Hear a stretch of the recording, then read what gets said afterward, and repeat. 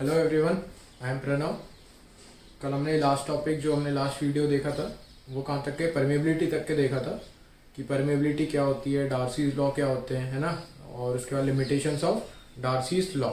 आज हम क्या पढ़ेंगे कि परमेबिलिटी निकालते कैसे हैं, मेथड्स टू डिटरमाइन परमेबिलिटी। आज का टॉपिक क्या है? मेथड्स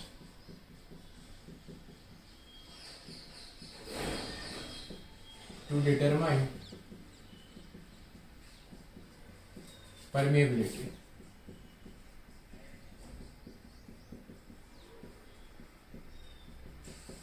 ठीक है, कुछ नहीं, सिंपल सिंपल मैथड्स है। ठीक है, लाइक सॉइल कोर्स ग्रेन के लिए अलग, फाइन ग्रेन के लिए अलग, field method, direct methods, indirect methods. ठीक है, तो इसको तीन फील्ड में क्लासिफाई किया है मेथड्स को। फर्स्ट मेथड क्या है? Lab method. First one is lab method. ठीक है, लैब मेथड में कौन सी मेथड आएगी? फर्स्ट आएगी लैब मेथड में constant head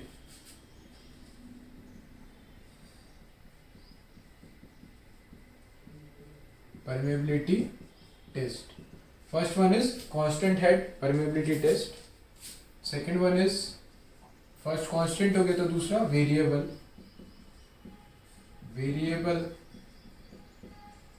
head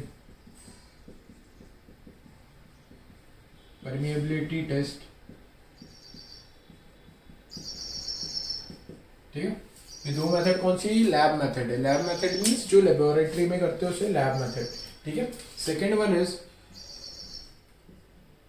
indirect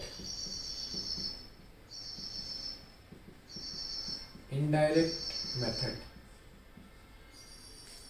indirect method में क्या पढ़ेंगे हम? पांच इंपेरिकल फॉर्मूलेज है। क्या पढ़ेंगे? फॉर्मूलेज,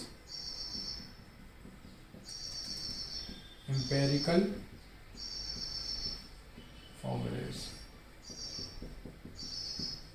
कितने हैं वो? 5 है। ठीक है, तो वो हमें पढ़ना पड़ेगा किसमें? इनडायरेक्ट मेथड्स में। ठीक है, फिर बात आती है कौन सी? Third one.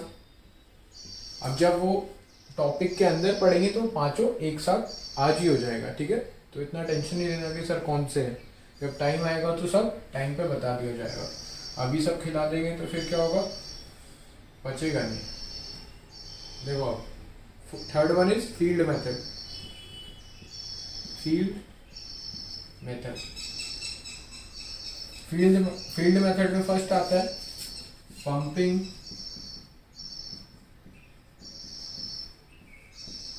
Out test. ठीक है, एक आता है पंपिंग आउट टेस्ट और दूसरा आता है पंपिंग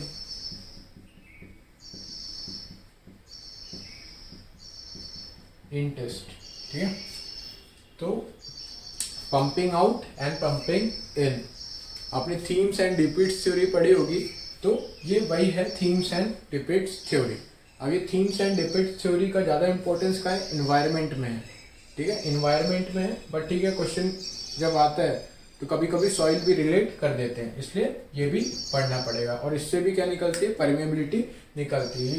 परमेबिलिटी निकालने की तीन मेथड है, लैब, इनडायरेक्ट मेथड और फील्ड मेथड। इनडायरेक्ट में दो है, कांस्टेंट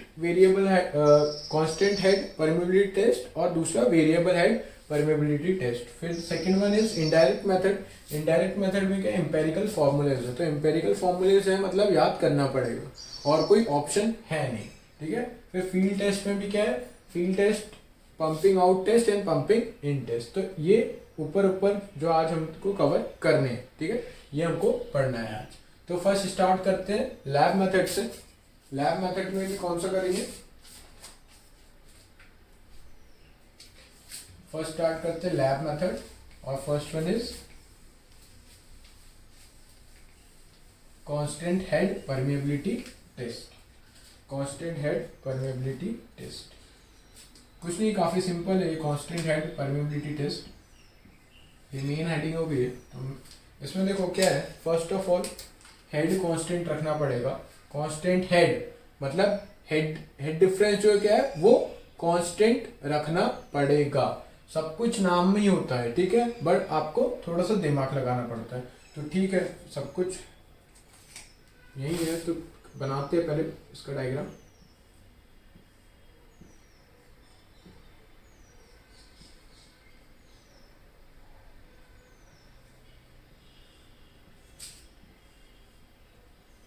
ये हमने कल भी बनाया था, कल बनाया था नहीं बनाया था, ये याद करो, बनाया होगा।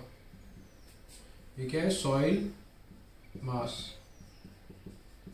कल डार्सी लॉ जब पढ़ रहे थे तब बनाया था। तो कांस्टेंट हेड रखना है इसमें, तो क्या है, ये हेड को क्या रख दिया, कांस्टेंट रख दिया।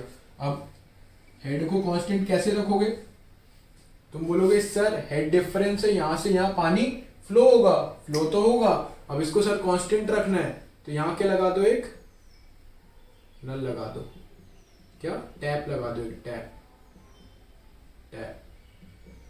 तो ये टैप से क्या होता रहेगा, पानी कॉन्स्टेंटली आता रहेगा, तो अपना हेड डिफरेंस क्या है, कांस्टेंट बना रहेगा, ठीक है, हेड डिफरेंस कांस्टेंट बना रहेगा। तो कुछ नहीं, इस मेथड में क्या करते हैं, कांस्टेंट हेड मेंटेन करो, पानी को सप्लाई करो। पानी को सप्लाई कहाँ करोगे, पानी को सप्लाई करोगे सॉइल मास से। जब सॉइल मास से पानी को सप्लाई करोगे तुम, कितनी लेंथ है सॉइल मास की, एल लेंथ है, तो ये क्या होगा, इधर फ्लो करेगा। अब वो फ्लो क्यों कर रहा है, यहाँ का हेड डिफरेंस देखो, यहाँ का हेड है H1, मैंने डेटम इसको ले लिया, ठीक है, डेटम ये है, और यहाँ का हेड क्या है, H2, H1 और H2 यहाँ का हेड ले लिया है मैंने, ठीक है। तो ये फ्लो क्यों हो रहा है, फ्लो हो रहा है इस हेड डिफरेंस के कारण, डेल्टा H, ये क्या है, हेड डिफरेंस, डेल्टा H।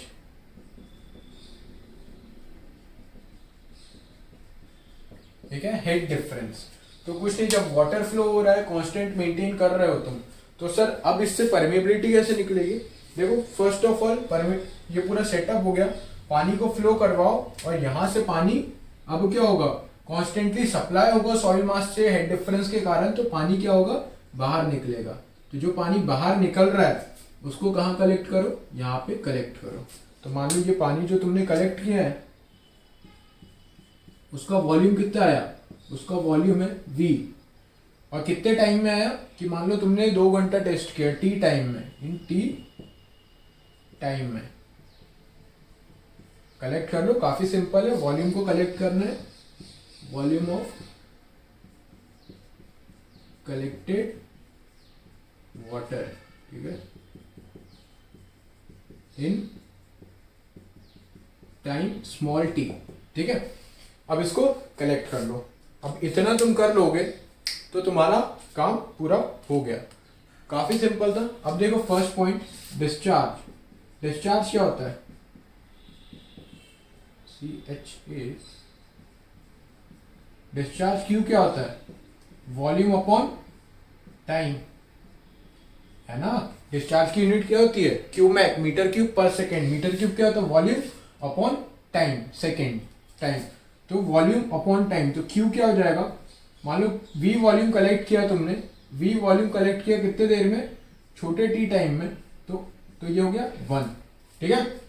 ये तुम्हारा हो गया फर्स्ट इक्वेशन। अब सेकंड इक्वेशन कहां से आएगी, from Darcy's law. Darcy's law apply करो। अब डार्सीज लॉ से डिस्चार्ज का फॉर्मूला क्या था, Q इक्वल्स टू KIA, किया, है ना, KIA। अब ये A क्या है, ये एरिया ऑफ क्रॉस सेक्शन, ये वाला एरिया ऑफ क्रॉस सेक्शन है, कि जहां से ये फ्लो कर रहा है परपेंडिकुलर वाला, ठीक है। तो इसका एरिया ऑफ क्रॉस सेक्शन क्या है, एरिया A। अब यहां से ये हो गया, ठीक है। और I क्या था, हाइड्रोलिक ग्रेडियंट, तो I हाइड्रोलिक ग्रेडियंट था, तो हाइड्रोलिक ग्रेडियंट का फॉर्मूला कल बताया था। I क्या होगा, delta H, head loss per unit length. Length कितनी है, L, तो ये क्या हो जाएगा तुम्हारा, I हो जाएगा। तो यहां से क्या हुआ, इसको दे दो 2, इसको क्या दे दो, इक्वेशन 2। अब दोनों डिस्चार्ज है, दोनों का LHS सेम है, तो इक्वेट कर सकता हूं मैं। तो फ्रॉम 1 एंड 2, फ्रॉम 1 एंड 2 क्या आया, volume upon time equals to किया, ठीक है, किया। तो यहां से अपने को क्या निकालना है, परमेबिलिटी निकालना है। तो permeability equals to volume upon TR. ऊपर किया था और जब परमेबिलिटी निकालेंगे तो वॉल्यूम अपॉन टीआईए, ठीक है। तो ये हो गया तुम्हारा परमेबिलिटी, यहां से निकल जाएगी, ठीक है। अब इसमें वॉल्यूम तुमने यहां से कलेक्ट किया तो तुमको नोन है, टाइम कितने टाइम में तुमने वॉल्यूम कलेक्ट किया वो भी नोन है, I head loss per unit length तुम यहां से कैलकुलेट कर लोगे कि कितना हेड लॉस हो रहा है पर यूनिट लेंथ, ठीक है। और एरिया सॉइल सैंपल का तुमको नोन रहेगा। तो ये सिंपल सा क्या था, कांस्टेंट हेड परमेबिलिटी टेस्ट, ठीक है। अब ये टेस्ट तो सब ठीक है, निकाल लोगे, फॉर्मूला याद कर लोगे। अब इंपॉर्टेंट बात कहाँ आती है, ये टेस्ट कौन सी सॉइल के लिए होगा, कोर्स ग्रेन सॉइल के लिए होगा या फाइन ग्रेन सॉइल के लिए होगा। तो ये किसके लिए होगा, ये होगा सिर्फ कोर्स ग्रेन सॉइल के लिए, ठीक है। ध्यान से सुनना, ये सिर्फ कोर्स ग्रेन सॉइल के लिए होगा। अब कोर्स ग्रेन सॉइल के लिए क्यों होगा, क्योंकि जब हेड कांस्टेंट है और कोर्स ग्रेन सॉइल्स की क्या होती है, परमेबिलिटी ज्यादा होती है, तो कॉन्टिन्यूसली वाटर क्या होता जाएगा, फ्लो होता जाएगा। तो इसलिए ये कांस्टेंट हेड परमेबिलिटी टेस्ट किसके लिए होगा, कोर्स ग्रेन सॉइल के लिए होगा। अब फाइन ग्रेन सॉइल के लिए क्यों नहीं होगा, फाइन ग्रेन की परमेबिलिटी कितनी थी, याद करो, लेस देन 10⁻⁻7 सेंटीमीटर पर सेकेंड। कि मतलब तुमने कांस्टेंट हेड रख दिया और बैठे हो और तुम बस बैठे ही रहेगा एक आध हफ्ते तक के कि अब पानी कलेक्ट होगा, अब गिरेगा यहाँ से तो मैं नापूंगा, अब कलेक्ट होगा, तो इसकी परमेबिलिटी बहुत कम होती है। तो ये टेस्ट पॉसिबल नहीं है। तो अब जब ये टेस्ट पॉसिबल नहीं है किसके लिए, फाइन ग्रेन सॉइल के लिए, क्यों, परमेबिलिटी बहुत कम है। परमेबिलिटी कम क्यों है, ये हमने कल देख लिया था, ठीक है। कल वाले लेक्चर में हमने देख लिया था कि उसके वॉइड्स कम थे तो उनको कम रास्ता मिलता था, तो वो नहीं जा पाता था वाटर, ठीक है। तो इसकी परमेबिलिटी अगर तुम ये टेस्ट किस पे करोगे, फाइन ग्रेन पे करोगे, तो तुम महीनों हफ्ते भर बैठे रहोगे, क्यों, ये वाटर कलेक्ट करने के लिए। और टाइम क्या है, टाइम इंपॉर्टेंट है। तो इसके लिए क्या है, फाइन ग्रेन के लिए दूसरा टेस्ट किया गया। दूसरा टेस्ट कौन सा था, वेरिएबल हेड परमेबिलिटी टेस्ट, ठीक है। तो अब बात किसकी करेंगे, variable head permeability test. Important चीज क्या थी, ये फॉर्मूला सब कुछ समझ आ गया होगा, बट इंपॉर्टेंट चीज जो याद रखनी है वो है कांस्टेंट हेड परमेबिलिटी टेस्ट किसके लिए करते हैं, कोर्स ग्रेन सॉइल के लिए कांस्टेंट हेड परमेबिलिटी टेस्ट किया जाता है, ठीक है। और काफी सिंपल है, डिस्चार्ज की दो इक्वेशन बनाओ, वॉल्यूम अपॉन टाइम और दूसरा किया, और फाइनल फॉर्मूला क्या आएगा, permeability equals to volume upon TR, TR means TI है, ठीक है। तो ये हो गया तुम्हारा first constant head permeability test, ठीक है। अब बात करते हैं किसकी, second variable head permeability test. चलो आओ, second method variable head permeability test, ठीक है। डायग्राम मैंने बना दिया है, कुछ नहीं, काफी सिंपल चीज है ये। अब कैसे सिंपल है देखते हैं।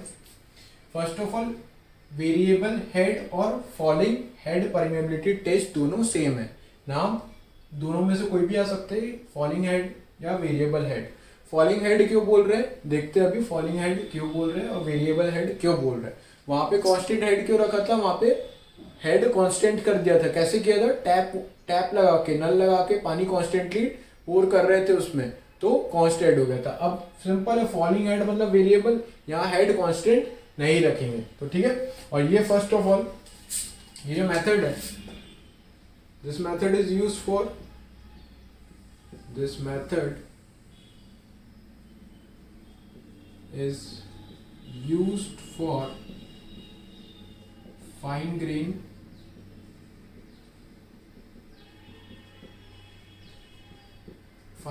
सॉइल, ठीक है। फाइन ग्रेन सॉइल के लिए ये मेथड यूज की जाती है, ठीक है। अब इसमें कुछ नहीं, ये अपना क्या है, सॉइल सैंपल है, ध्यान से देखना, ये अपना सॉइल सैंपल है, ये जो मैंने बनाया ब्लू कलर से सॉइल सैंपल है। ऊपर क्या है, ओपन स्टैंड पाइप, ऊपर क्या लगाया, एक ओपन स्टैंड पाइप लगाया, और जिसका एरिया क्या है, स्मॉल ए, जिसका एरिया क्या है, स्मॉल ए, और अपना सैंपल जो है उसका एरिया क्या है, कैपिटल ए, और उसकी लेंथ क्या है सैंपल की एल। जो पहले ऐसा रखा था अब उसको वर्टिकल कर दिया, हॉरिजॉन्टल सैंपल को अब क्या रख दिया, वर्टिकल, और नीचे क्या रख दिया, एक स्टैंड, और सैंपल किसके ऊपर रखा हुआ है, एक पोरस स्टोन के ऊपर। या कोई भी पोरस चीज के ऊपर अपना सैंपल रखा हुआ है। अब पोरस के ऊपर क्यों रखा गया है?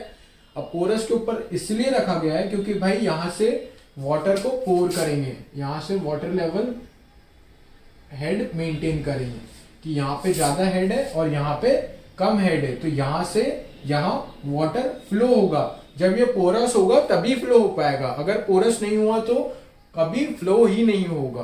और वैसे भी ये फाइन ग्रेन सॉइल है तो इसकी परमेबिलिटी बहुत कम होती है, तो ये पोरस रहेगा जिससे पानी क्या हो जाए, निकल जाए। अब देखो मैं डेटम किसको लेता हूँ, डेटम लेता हूँ ये टेल वाटर लेवल को, क्या ले लिया इसको, डेटम।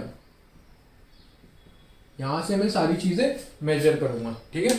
अब मान लो जब यहां से मैंने पानी फिल किया किसमें, ओपन स्टैंड पाइप में, तो अपना क्या है, हेड डिफरेंस क्या है, हेड डिफरेंस क्या है, ये हेड डिफरेंस आया, ये हेड माइनस ये वाला हेड, डेटम इसको रखा, इसको क्या ले लिया, एच ले लिया मैंने, क्या ले लिया, एच, ठीक है, टोटल एच ले लिया, ठीक है। अब क्या है, अब मेरे को चेंज इन हेड निकालना है। अब चेंज इन हेड निकालना है और सॉइल कैसी है, सॉइल फाइन ग्रेन सॉइल है, तो अब इसमें क्या है, इसको रख दो। अब अपना दूसरा जो एक्सपेरिमेंट है वो परफॉर्म करते रहो और बस एनालिसिस करो कि भाई आके देख लो कि आज कितना बज रहा है। जैसे अभी मान लो अभी 6 बज रहा है, तो ये 6 बजे 6 PM और डेट क्या है आज 7 जुलाई। 7 जुलाई को 6 बजे हेड कितना था, एच था, ठीक है। अब मैं कल आऊंगा, कल इसी टाइम पे 8 जुलाई को आऊंगा, 8 जुलाई को 6 बजे, क्यों 24 घंटे बाद क्यों आया, क्योंकि भाई टाइम ज्यादा लगेगा। क्यों टाइम ज्यादा क्यों लगेगा, फाइन ग्रेन सॉइल है, फाइन ग्रेन सॉइल में परमेबिलिटी बहुत कम होती है, तो या तो मैं कुछ फिक्स टाइम कर लूं। अभी मैंने एक रैंडमली आर्बिट्री वैल्यू ले ली 24 घंटे बाद, तो अब मैं आर्बिट्री वैल्यू क्या ले लूं, टी आवर्स। अब मैं कितने आवर्स बाद आया, टी आवर्स, तो अभी टाइम क्या था, हेड डिफरेंस एच था और टाइम था टी।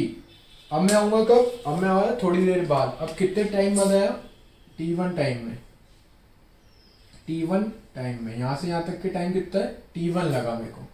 चलो एक काम करो, इसको हटाओ, अभी छोड़ो, बस हेड याद रखो, ठीक है, सिंपल चीज। हेड कितना था, 6 बजे, एच हेड था।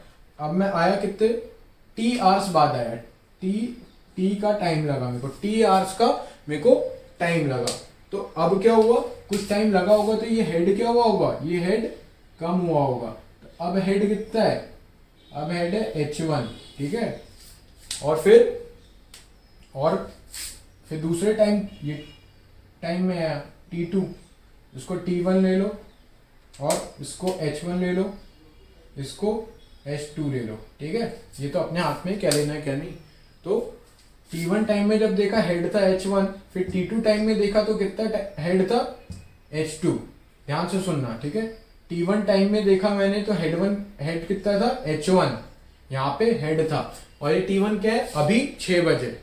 अब मैं T2 टाइम पे देखूंगा कल 6 बजे, तो हेड कितना है, H2 हेड है, ठीक है। अब मैं आया परसों 6 बजे शाम को, तो हेड कितना दिखा मेरे को, हेड दिखा, फिर और कम दिखा, ये हेड, तो ये कितना दिखा मेरे को, ये दिखा मेरे को H3,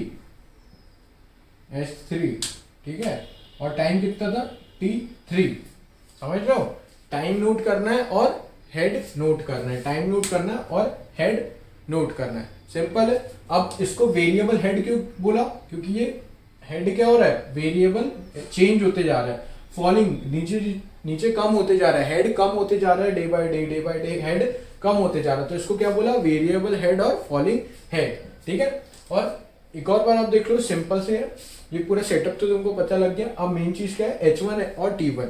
टाइम T1 पे देखो, टाइम T1 पे हेड कितना है, ठीक है, टाइम T1 पे हेड H1। फिर जब तुमको देखना हो, मैंने फिक्स कर दिया कि 24 आवर्स बाद लूंगा। अब तुम्हारी मर्जी है, तुमको अगर हर एक मिनट में लेना, हर एक मिनट में लो, ज्यादा रीडिंग लेनी पड़ेगी, ठीक है।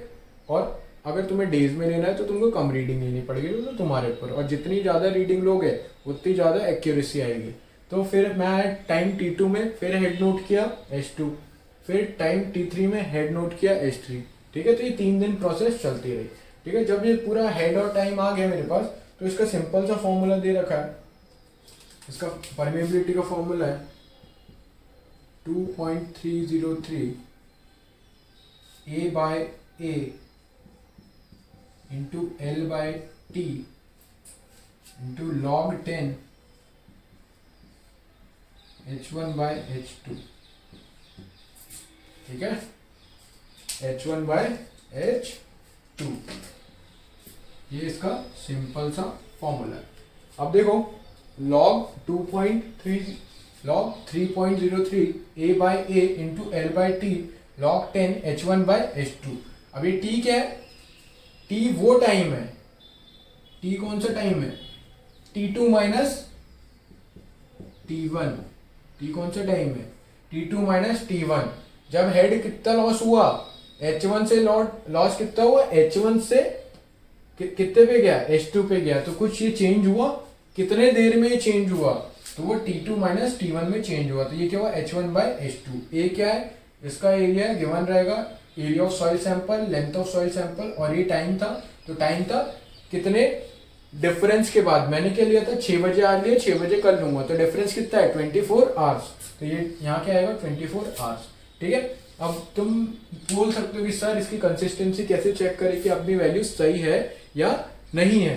तो कंसिस्टेंसी चेक लगाना पड़ता है इसमें, क्योंकि ड्यूरेशन काफी ज्यादा है। ऐसा भी तो हो सकता है कि कुछ वाटर क्या हो गया? इवोपरेट हो गया। तुमने धूप में रख दिया तो पूरा वाटर इवोपरेट हो गया और हेड में कुछ चेंज ही नहीं आया। काफी कुछ चीजें पैरामीटर्स है, तो उसके लिए क्या है? कंसिस्टेंसी चेक लगता है। तो कंसिस्टेंसी चेक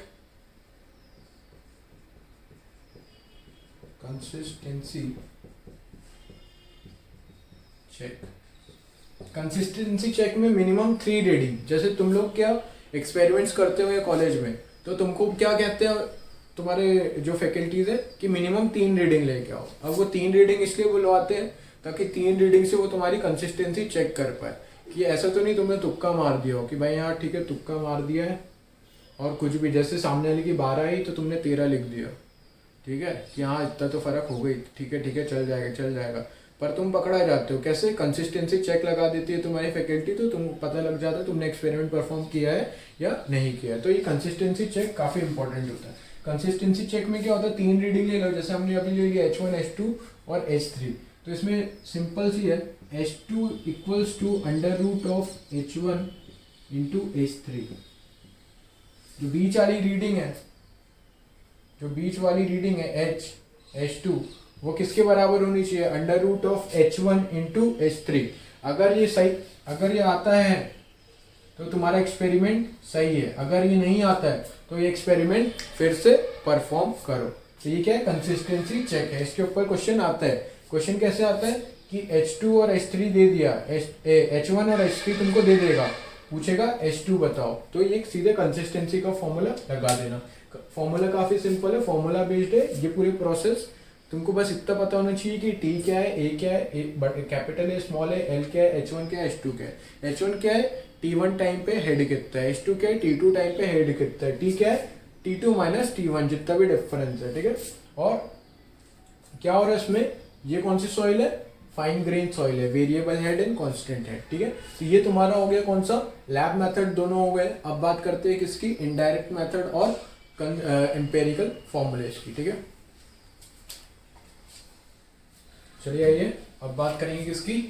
लैब मेथड हो गई थी। सेकेंड वन इनडायरेक्ट मेथड्स, ठीक है। इनडायरेक्ट मेथड में फर्स्ट आती है कॉन्जी कार्मन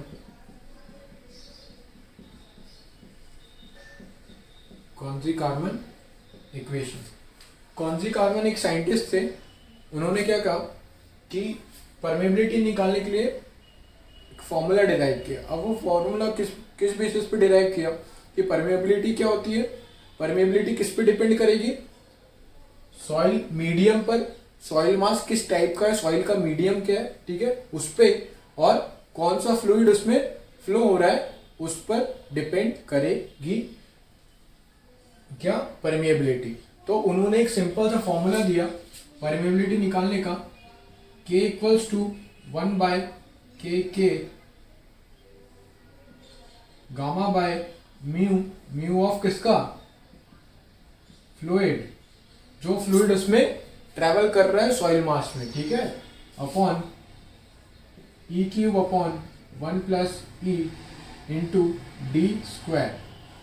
ये किसका है? यह है मीडियम का। ये किसका है? मीडियम का। तो कौनसी कारमन ने क्या बोला कि भाई फिनोमिना किस पे डिपेंड कर रहा है? फ्लूइड पे डिपेंड कर रहा है, तो परमेबिलिटी फ्लूइड की प्रॉपर्टीज पे डिपेंड करेगी, और मीडियम से फ्लो हो रहा है तो मीडियम की प्रॉपर्टी पे डिपेंड करेगी, ठीक है। तो ये तो बात हो गई किसकी? कौनसी कार्बन इक्वेशन की।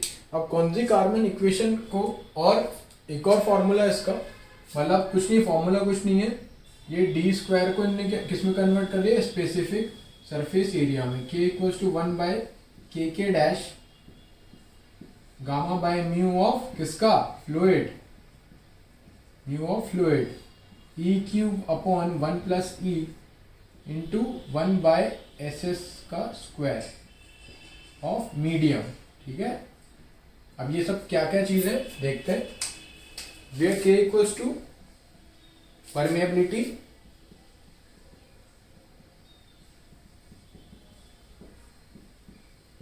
परमेबिलिटी ऑफ सॉइल मास, ठीक है। के एंड के dash are the constants,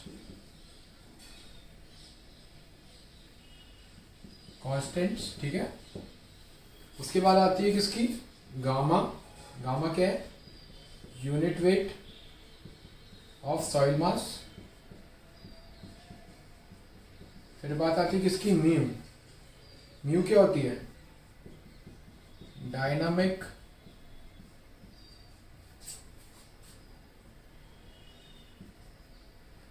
viscosity,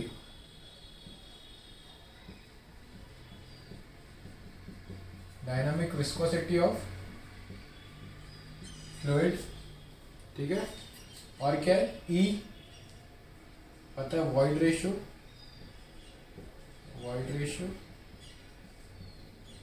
D particle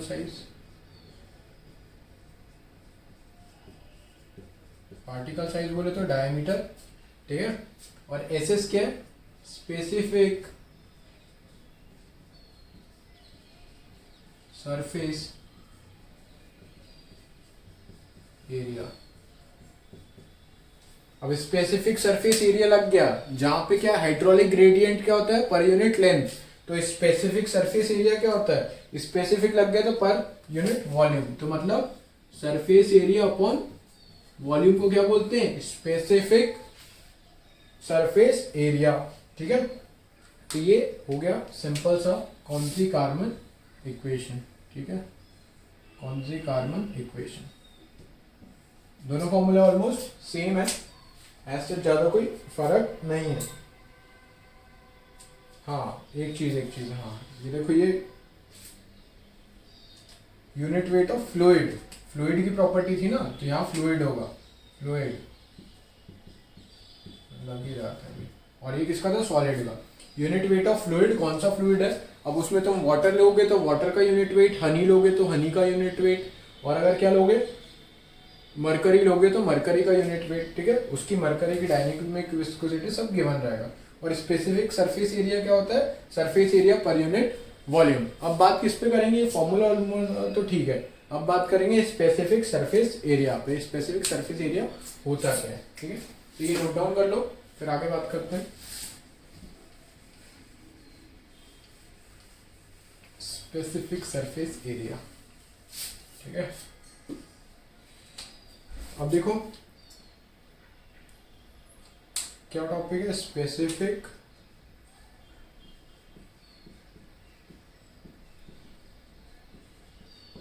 surface area, S, ठीक है। ये होता क्या है? तो कुछ नहीं होता है। स्पेसिफिक सरफेस एरिया क्या होता है? पहला केस लेते हैं, पहला केस किसका लेते हैं? when particle size is spherical. First case is when particle size is spherical. Particle size is spherical. जब स्पेरिकल पार्टिकल साइज होगा तो स्पेरिकल पार्टिकल साइज क्या होता है? स्पेरिकल पार्टिकल साइज स्फीयर होता है. तो इसका कोई डायमीटर होगा, इसका डायमीटर मान लो क्या है? डी है अपना. ठीक है, ये डी क्या था? पार्टिकल साइज मतलब डायमीटर ऑफ पार्टिकल साइज. तो स्पेसिफिक सरफेस एरिया का फॉर्मूला क्या होगा? Surface area upon volume upon volume. Surface area किसका है? स्पेयर का. स्पेयर का सरफेस एरिया क्या होगा? 4 pi R upon 4/3 pi R cube. ठीक है, 4 पाई आर स्क्वायर होता है ना, 4 पाई आर स्क्वायर. और ये क्या होगा? 4/3 पाई आर क्यूब. तो सब कैंसिल आउट कर दो, 4 से 4 पाई से पाई. तो स्पेसिफिक सरफेस एरिया कितना आएगा? ये आएगा 2 2 3 ऊपर डी 3/r आएगा. ठीक है, 3/r आपका स्पेसिफिक सरफेस एरिया आएगा. इसको और फर्दर बोलेंगे तो क्या आएगा? 6/d. तो स्पेसिफिक सरफेस एरिया का फाइनल फॉर्मूला क्या आया? Specific surface area equals to 6 by diameter of the sphere. तो यहां से क्या निकला? Specific surface area is inversely proportional to diameter of the sphere. क्या निकला? Diameter of the sphere. ठीक है, तो ये बात किसकी हो गई? When particle size is spherical. ठीक है, जब स्फेरिकल है. तो ये देखो, इसलिए इसको डी स्क्वायर था तो यहाँ के लिखा 1/ss का स्क्वायर. क्यों? SS is specific surface area is inversely proportional to the diameter of particle size. तो ये चेंज किया, बाकी कुछ नहीं है. ठीक है, बाकी सब मैथमेटिक्स है. अब आगे देखो, अब ये फर्स्ट हो गया ये. अब सेकंड होता है कि हो सकता है कि पार्टिकल साइज क्या हो? पार्टिकल साइज स्फीयर ना हो. तो स्फीयर नहीं होगा तो क्या होगा? तो अब देखते स्फेरिकल पार्टिकल साइज नहीं होगा तो क्या होगा? ये तो स्फेरिकल का हो गया था. अब जब स्फेरिकल नहीं होगा तो कुछ और होगा. ये मान लो कोई दूसरा पार्टिकल साइज है. ठीक है, when particle second case, when particle size is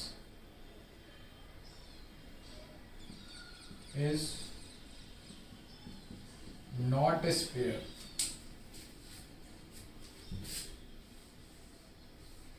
When particle size is not spherical. Particle size अब क्या है? स्पेरिकल नहीं है. पार्टिकल साइज अब क्या है? स्पेरिकल नहीं है. तब स्पेरिकल नहीं है तो क्या है? तो देखो, पार्टिकल कुछ ऐसा रैंडम बनाया मैंने, कुछ भी. तो ये है. तो अब इसको कैसे निकालेंगे? इसका स्पेसिफिक सरफेस एरिया का फॉर्मूला क्या है? 6/√a.b. ठीक है, 6/√a/b. अब ये a b क्या है? अब सॉइल मास को लो, सीव में डालो, और एक a साइज की सीव है, ऊपर b साइज की सीव है. ठीक है, ऊपर a साइज, नीचे b साइज. ठीक है, मान लो ये कितना? 4.75. मान लो नहीं, तुम लोगों को मान लो वाली वैल्यू बोलता हो तो तुम लोग क्या वही एकदम मान लेते हो. मैं आर्बिट्री वैल्यू ए बी लेता हूँ. ठीक है, कि भाई यहाँ पे कितने की सीव लगी है? 4.75 मान लो, ऐसे आप मान ही लो 4.75 mm की. और ये यहाँ कितने की लगी है? 75 माइक्रोन की सीव लगी है. तो ए की वैल्यू क्या है? 4.75 और बी की वैल्यू क्या है? 75 माइक्रोन. अब ये पार्टिकल साइज क्या होगा? कि भाई जो ए से पास कर जाए. ठीक है, ये किसका स्पेसिफिक सरफेस एरिया आएगा? ये स्पेसिफिक सरफेस एरिया कौन से पार्टिकल का आएगा? वो पार्टिकल जो ए से पास कर जाए. ए से पास कर जाए, ए को पास करके क्या करे? बी पे रिटेन कर दे. तो बी पर रिटेन हो जाए. तो ए से पास होके बी पे जो रिटेन होगा ये वाला सॉइल पार्टिकल, तो उसका स्पेसिफिक सरफेस एरिया ये होगा. अब अगर इसका चाहिए तो ये जो दो सीव्स के बीच में रिटेन, ऊपर वाले से पास होके नीचे वाले पे रिटेन हो रहा, उसका स्पेसिफिक सरफेस एरिया क्या होगा? 6/√a/b. ठीक है, तो ये सिंपल सा था when particle size is not spherical. ठीक है, तो ये हो गया तुम्हारा फर्स्ट कौन सी कार्बन इक्वेशन। अब बात करते हैं सेकंड की। अब काफी सिंपल है।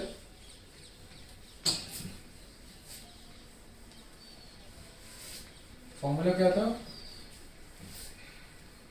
याद रखो, ई क्यू प्लस अपॉन 1 + ई और आगे डी स्क्वायर था, गामा बाय म्यू तो याद ही रहेगा, बाकी सब तो कांस्टेंट है ही। ठीक है, अब बात करते हैं किसकी, सेकंड,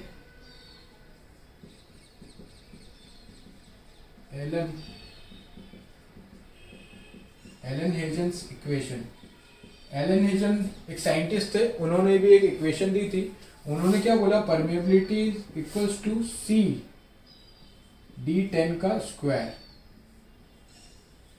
परमेबिलिटी क्या होता है, c इंटू d10 का स्क्वायर, वेयर k तो परमेबिलिटी है ही, c क्या है,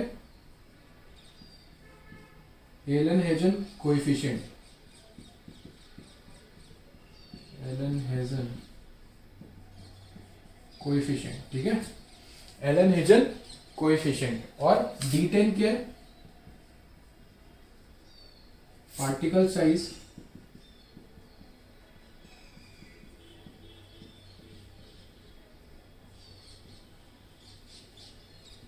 corresponding to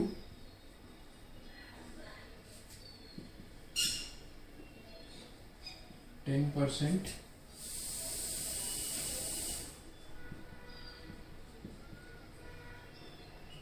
फाइननेस।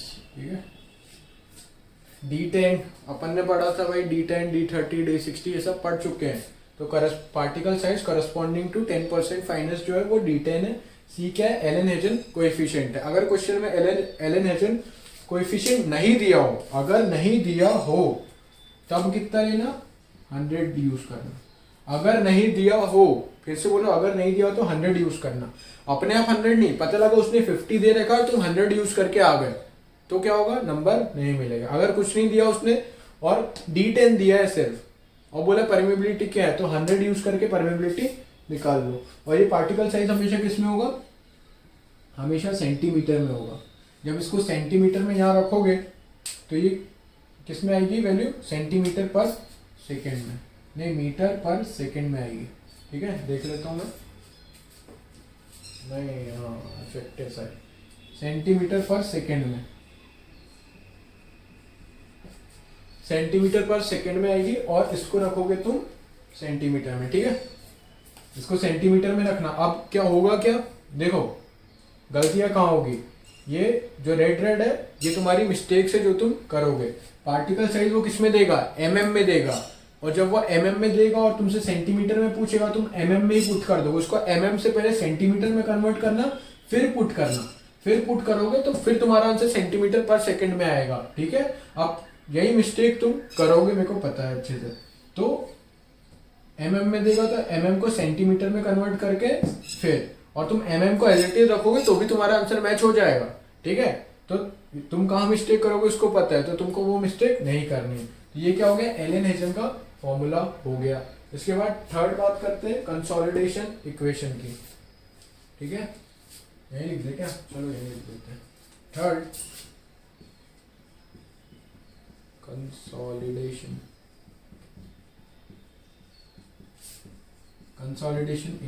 इक्वेशन।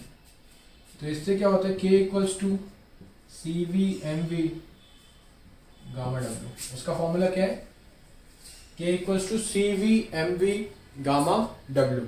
ठीक है, अभी कंसोलिडेशन चैप्टर में इसका पूरा अंदर डीप तक के पढ़ेंगे। 7 चैप्टर है, एक दो दिन में स्टार्ट हो जाएगा। ठीक है, तो ये कंसोलिडेशन इक्वेशन से भी आपकी क्या निकल सकती है, ये अपनी परमेबिलिटी निकल सकती है। ठीक है, अब where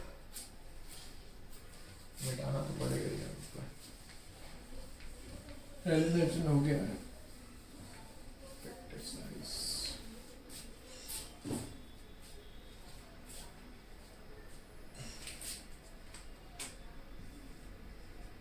where CV equals to coefficient of consolidation, MV equals to coefficient of volumetric compressibility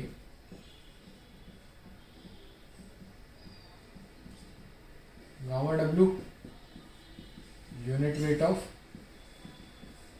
water. ठीक है, तो ये तुम्हारा क्या हो गया, ये तुम्हारा हो गया क्या, कंसोलिडेशन इक्वेशन हो गया। ठीक है, कंसोलिडेशन इक्वेशन बहुत इंपॉर्टेंट है क्योंकि कंसोलिडेशन के ऊपर पूरा एक चैप्टर ही है, तो वो 7 चैप्टर है, कंप्रेसिबिलिटी एंड कंसोलिडेशन, तो वो पढ़ेंगे। सीवी क्या है, कोएफिशिएंट ऑफ कंसोलिडेशन है, एमवी क्या है, coefficient of volume compressibility and gamma W unit weight. इन तीनों को मल्टीप्लाई कर दो तो परमेबिलिटी आती है। अभी इतना याद रखना है, सिर्फ अभी इतना ही याद रखना है, K equals to C V M V gamma W, और कुछ नहीं एक्स्ट्रा याद रखना है। एक्स्ट्रा जो भी है वो 7 चैप्टर के लिए छोड़ो, अभी जो फोकस करना है परमेबिलिटी पे करना है। ठीक है, आगे बढ़ते हैं 4th एंड 5th वन। अब क्या हुआ, अब सब कुछ हो गया, सारे एलन रीजन ने भी दे दिया, सबने दे दिए फॉर्मूलेज, एम्पेरिकल फॉर्मूलेज। और तरजागी जो फादर ऑफ सॉइल मैकेनिक्स है, जिन्हें क्या बोला जाता है, फादर ऑफ सॉइल मैकेनिक्स, तो उन्होंने नहीं दिया। तो ऐसा तो हो नहीं सकता कि भाई सॉइल का तो कोई टॉपिक चल रहा हो, कार्ल तरजागी ने अपना योगदान ना दिया हो। तो तरजागी ने भी एक इक्वेशन दे दी और एक लाउडेंस ने इक्वेशन दे दी। तो वो इक्वेशन कुछ नहीं है, सिंपल 2 इक्वेशन है, और एज सच वो ज़्यादा इंपॉर्टेंट नहीं है। जो इंपॉर्टेंट थी वो 3 थी। ठीक है, बाकी की 2 मैं लिख दे रहा हूँ, तो एज इट इज याद रखना और कुछ नहीं। वो तो एम्पेरिकल फार्मूला, उसमें तो कुछ करना ही नहीं है, बस फार्मूला जो है वो याद करना है। उसमें क्यों है, क्या है, इन सब का आंसर ही नहीं आता। अब भाई जो साइंटिस्ट ने एक्सपेरिमेंट किया उसके बेसिस पे वो फार्मूला डिराइव किया। ठीक है, अब जो बच्चों को डाउट रहता है कि ये क्यों हुआ, कैसे हुआ, क्या हुआ, तो फिर भाई वो एक्सपेरिमेंट परफॉर्म करो। अब उन लोगों ने एक्सपेरिमेंट एक दिन में तो हुआ नहीं होगा, सालों साल लगा दिए, उसके बाद एक्सपेरिमेंट परफॉर्म करके जो जनरलाइज फॉर्म में रिजल्ट था उसको दिया। जो रिपीटेटिव क्या होता है, एम्पेरिकल फॉर्मूला, रिपीटेटिव नेचर जो होता है, कोई भी चीज़ का ट्रेंड देख के क्या एक जनरलाइज फॉर्मूला उसको कर दिया जनरलाइज, और उसको क्या बोलते हैं, एम्पेरिकल फॉर्मूला। तो वो एक पैटर्न होता है, उसके लिए सालों साल वो लोग मेहनत करते हैं, तो वो आपको सीधे पैटर्न मिल जाता है, तो आप सीधे put the value and get the answer वाला काम होता है। तो ऐसा चीज़ होती है। तो अब तरजागी ने एक्सपेरिमेंट किया, उसने अपनी इक्वेशन दी, अब तुम अपना एक्सपेरिमेंट करो। मान लो तुम्हारा नाम कुछ भी है, ABCD है, तो अपना फार्मूला डिराइव कर देना। ठीक है, तो वो सब तुम कर सकते हो। अब बात करते हैं किसकी, 4th एंड 5th की। 4th वन इज, 4th और 5th लिख लेते हैं यहाँ पे,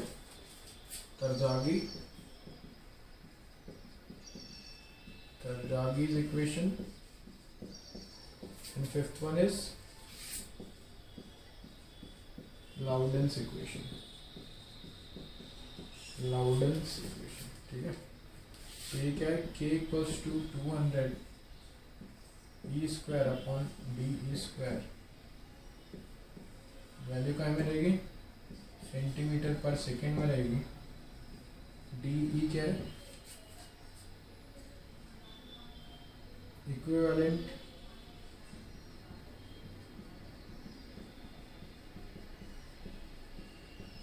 size of sphere whose specific surface area is same as of given particle। ये किसमें है, सेंटीमीटर, और ई क्या है, वॉइड रेशियो। लाउडेंस ने क्या दी equation, log 10 k dot S S का square a plus B N, where a equals to 1.3, b equals to 5.1 and n equals to porosity।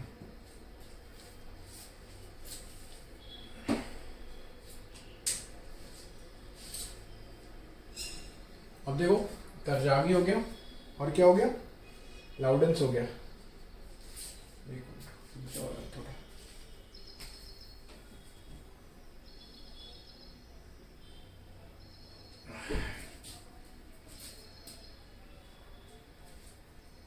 तरजावी ने क्या इक्वेशन दी 200 E square upon D E square, simple सा। और Loudon's ने क्या दी log 10 k into S का square equals to A plus B N, where A equals to 1.3 and B equals to 5.1। क्यों? एम्पेरिकल फॉर्मूला है, ये ट्रेंड फॉलो हो रहा होगा तो उसने ये वैल्यूज दे दी। और एन क्या है? Where N is the porosity of the soil mass, ठीक है।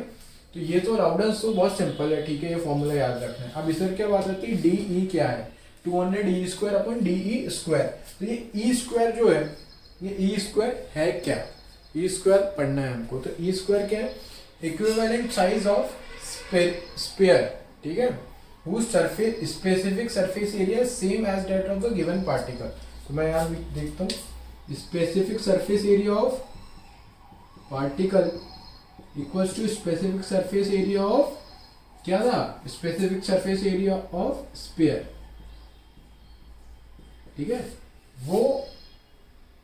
वो पार्टिकल साइज जिसका, ठीक है, वो पार्टिकल साइज जिसका स्पेसिफिक सरफेस एरिया किसके बराबर होगा? Specific surface area of 6/DE के बराबर होगा, ठीक है। वो स्पेसिफिक सरफेस एरिया जो कि क्या होता है? Surface area per unit volume of particle equals to surface area of sphere having given that particle size के सेम पार्टिकल साइज होना चाहिए, उसका पार्टिकल साइज भी कितना होना चाहिए? DE होना चाहिए। तो सिंपल सा क्या है, अपन ने क्या लेगा? 6/D आया था वहां पे, तो सिंपल 6/DE। तो दोनों का स्पेसिफिक सरफेस एरिया अगर दिया रहेगा, तो अगर स्फीयर का दिया रहेगा तो ये यहाँ से DE तुम्हारा निकल जाएगा। अगर पार्टिकल का दिया रहेगा तो दोनों को इक्वेट ही करना है और कुछ नहीं करना है, बाकी सब तो कुछ नहीं है। 6/DE करना है और दोनों का सरफेस एरिया को इक्वेट करना है, ठीक है। तो ये तुम्हारा हो गया कौन सी? 5 मेथड हो गए, इनडायरेक्ट मेथड। अब बात करते हैं last method, field method. Field method जो है वो पंप इन और पंप आउट टेस्ट है, 2 टेस्ट है, पंप इन और पंप आउट, ठीक है। तो वो मेथड्स क्या है? एनवायरनमेंट के लिए सोर्सेज ऑफ वाटर पढ़ेंगे ना, जब अपन वाटर डिमांड और ये सब पढ़ेंगे, सोर्सेज ऑफ वाटर भी पढ़ना पड़ेगा।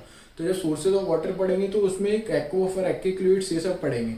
तो उसमें तुम्हारा जो थीम्स थ्योरी है, ड्यूपिट्स थ्योरी है, ये सब वहाँ कवर हो जाएगा। बट अभी अगर तुम क्वेश्चन सॉल्व करोगे तो कैसे होगा क्वेश्चन? तो उसके लिए फॉर्मूला बेस्ड है, तो फॉर्मूला मैं बता दे रहा हूँ। बाकी का जो पूरा कंसेप्ट है वो कहाँ पढ़ेंगे अपन? वो पढ़ेंगे इन्वायरमेंट में, ठीक है। चलो लास्ट, आज के लिए इतना ही लास्ट है।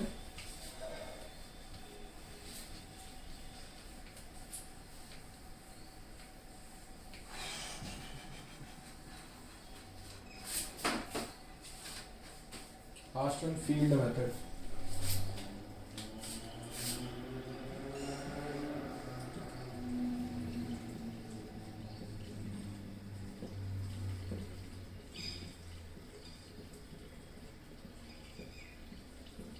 पंप आउट टेस्ट हमारे लिए कौन सा इंपॉर्टेंट है? पंप आउट टेस्ट इंपॉर्टेंट है, बाकी का नहीं है।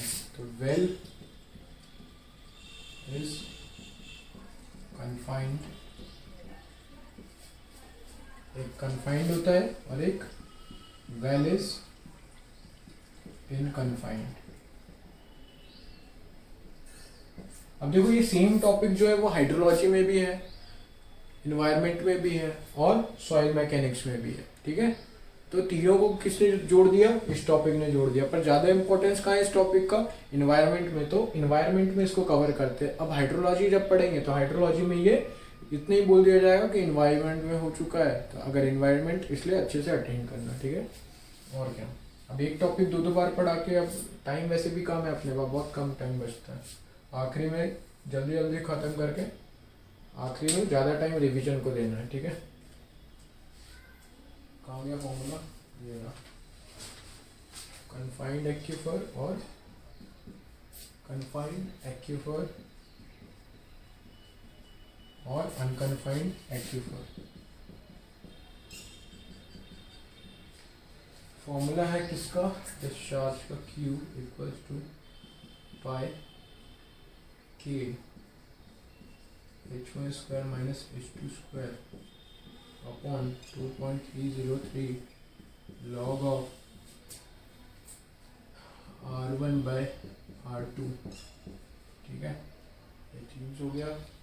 Q इक्वल्स टू 2 पाई के D H1 minus H2 log of 2.303 log of R1 by R2।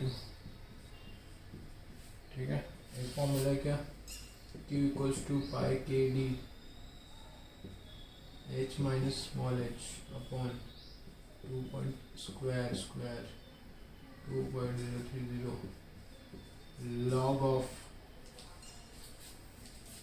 R by R of W, radius of well, Q equals to 2 pi k d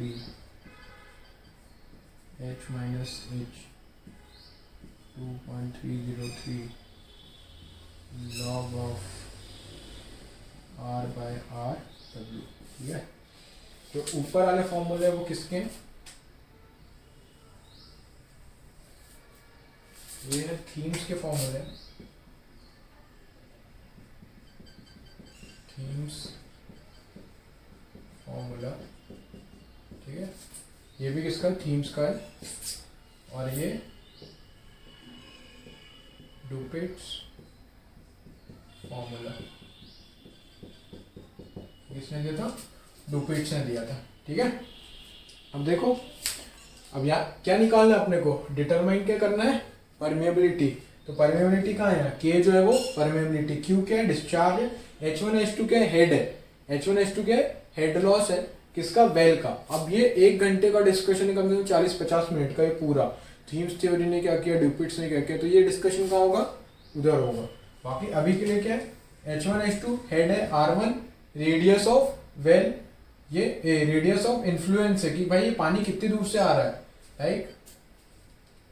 ये तुम्हारा क्या था, ये तुम्हारा ग्राउंड लेवल था, तुमने क्या किया, यहाँ पे एक वेल किया, तो पानी कैसा आता है, पानी आता है ऐसा, ये वेल में पानी ऐसे आता है, तो ये पानी आ रहा है, तो कितनी दूर से आ रहा है, R से आ रहा है, R1 से आ रहा है, R2 से आ रहा है, R3 से आ रहा है, तो ये सब देखना पड़ता है। तो भाई H1 है तो R1 रेडियस ऑफ इन्फ्लुएंस, और ये R2। ठीक है, सेम ये जब कन्फाइंड ये क्या था, अनकन्फाइंड था, अनकन्फाइंड मतलब कोई नहीं है, नीचे जैसा है वैसा है। अब कन्फाइंड क्या होता है, कन्फाइंड बोले तो दो प्रेशराइज्ड लेयर के बीच में, दो प्रेशराइज्ड इम्परमिएबल लेयर के बीच में जो पानी अटका रहता है वो क्या, इसको क्या बोलते हैं, कन्फाइंड। तो जिसकी डेप्थ क्या है, जिसकी डेप्थ d है, तो कुछ नहीं 2 पाई के डी एक्स्ट्रा लगा दो और ये स्क्वायर को हटा दो, ये 2 कहाँ आ गया, आगे 2 पाई के डी H1 माइनस H2 अपन 2.303 log of R1 by R2। ठीक है, ये हो गया। अब डुपिट्स ने क्या किया, इसने क्या किया, दो वेल खोदे थे, H1 H2, एक वेल H1 दूसरा H2, इसने क्या किया, एक ही वेल किया, है ना, एक वेल RW बस, और दूसरा R इन्फ्लुएंस वाले लिया जो जहां से पानी आ रहा था। इसने दो वेल पे एक्सपेरिमेंट किया, इसने एक ही वेल पे एक्सपेरिमेंट किया, तो इसने अपने फॉर्मूले दे दिए। ठीक है, तो ये कौन सा आला था, डुपिट्स आला था। तो यहाँ से क्या करोगे, सबको डिस्चार्ज सब पता रहेगा तुमको, एक अननोन रहेगा के, तो के निकाल लोगे। ठीक है, बाकी फॉर्मूले में पुट करके। ठीक है, अब ये हो गया तुम्हारा field method, pump out pump in हमारे सिलेबस में नहीं है। और ये पंप आउट टेस्ट कहाँ पढ़ेंगे हम, पंप आउट टेस्ट पढ़ेंगे सोर्सेज ऑफ वाटर में, सोर्सेज ऑफ वाटर में किधर, सोर्सेज ऑफ वाटर में एनवायरनमेंट में। ठीक है, तो ये तुम्हारा मेथड्स टू डिटरमाइन परमेबिलिटी खत्म हो गया आज। अब आगे सीपेज एनालिसिस की बात करेंगे, जैसा भी होगा कल देखते हैं जूम ऐप पे, कि हाँ जूम ऐप पे देखते हैं, या फिर बाइकआउट चाइनीज़ करना है तो देखेंगे, बात करते हैं कि क्या करना है। तो आज शाम को बात करते हैं कि जैसा भी होगा क्या करना है, कौन सी ऐप प्रेफर करनी है, क्या प्रेफर करना है, उस पर इंटरेक्ट करते हैं, और तुमसे सारी प्रोसेस बताता हूँ मैं उसमें कि क्या क्या हमको करना है, सैटरडे क्या करना है, सारा प्लान करके रखा हुआ है, तो बस उसको इम्प्लीमेंट करना है। तो इम्प्लीमेंटेशन तभी होगा जब तुम लोग बोलोगे कि हाँ सर इम्प्लीमेंट करवाओ, नहीं तो सर बोलोगे कि कुछ मत कराओ तो मैं तो कुछ नहीं कराऊंगा। अगर तुम अपना इंटरेस्ट दिखाओगे कि हाँ सर और तो मैं और देता जाऊँगा। ठीक है, तो लाइक मैं सोच रहा हूँ सैटरडे को एक वाइवा टाइप करते हैं अपन। वाइवा में क्या करेंगे, जूम ऐप पे जितना भी हो गया अभी तक के सबका सैटरडे रिवीजन में क्या होगा, तुमको जितना भी अच्छे से पढ़ो और उसके बाद वाइवा दो। वाइवा में 1-on-1 रैंडम क्वेश्चंस होंगे, 1 से 2 क्वेश्चन, तो वो पूरा सिलेबस जितना है उसमें से कहीं से भी आ सकते हैं। तो इससे तुम्हारी प्रिपरेशन भी हो जाएगी, है ना, और तुम्हारा काम भी हो जाएगा। तुम फार्मूला सब रट डालोगे। देखो वहाँ किसी को फर्क नहीं पड़ता तुमने फार्मूला समझा है या रटा है। अगर तुम्हारा आंसर आ गया, रट के भी आंसर आ गया तो भी ठीक है, और पढ़ के भी आंसर नहीं आया तो भी कोई मतलब नहीं, वहाँ आंसर लाने से मतलब है। तो फॉर्मूले तो तुमको रटने ही पड़ेंगे, समझ के रटो, ट्रिक लगा के रखो, कैसे भी रटो, पर रटना इम्पोर्टेंट है और आंसर लाना जरूरी है, ठीक है। तो इसलिए रटना क्या है, सिर्फ फॉर्मूले रटना है। जो बाकी जो कहानियाँ हैं, जो कंसेप्ट है कि सैचुरेशन का कंसेप्ट क्या है कि पानी में वाइट्स में पानी है, ये है वो है, तो वो सारी चीज़ें याद रखो, वो समझो। जो फॉर्मूले है वो अब उसमें क्या क्या क्या ही कंसेप्ट लगाओगे कि 2π/(kd)(h1 - h2) 2.303 log R1/R2। अब इतनी चीज़ है, ये याद रहनी चाहिए। जो 13 फॉर्मूले सॉइल के वो याद रहना चाहिए, और कुछ है ही नहीं सॉइल में। बाकी तो सब सैचुरेशन और वो जितना फर्स्ट चैप्टर में उतना ही है।